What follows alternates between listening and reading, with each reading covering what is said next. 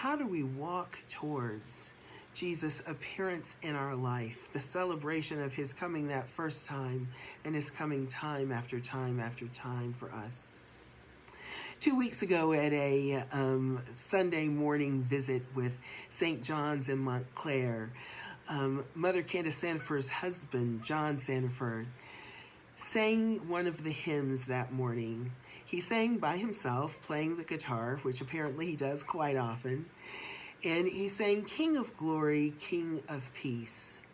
It's an old favorite in the Episcopal Church. It's certainly one of my favorites, but I heard it in a new way, without an organ, without a choir, without 4-part harmony and a descant. I heard just the simple words, the way that hymn begins. King of glory, King of peace, I will love thee. Gosh, does that give us a different way to walk through this time? To remember that in this time, part of what we do as children of God is to love God. God of glory and God of peace, God of all power, God of generosity, we love thee.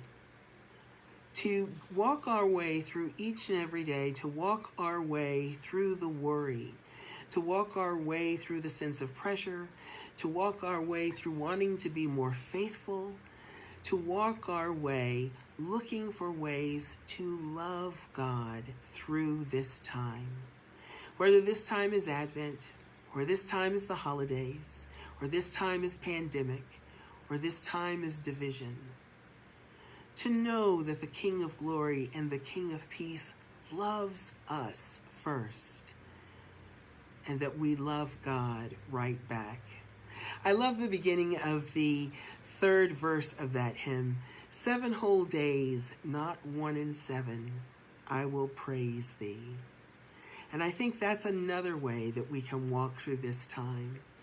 That if we love God and we praise God, if we find things to say thank you to God for, if we find things to just admire that God has done around us, for us, with us, through us, for the people we love, to the people we don't know, the many ways that God is present in our world and in our lives.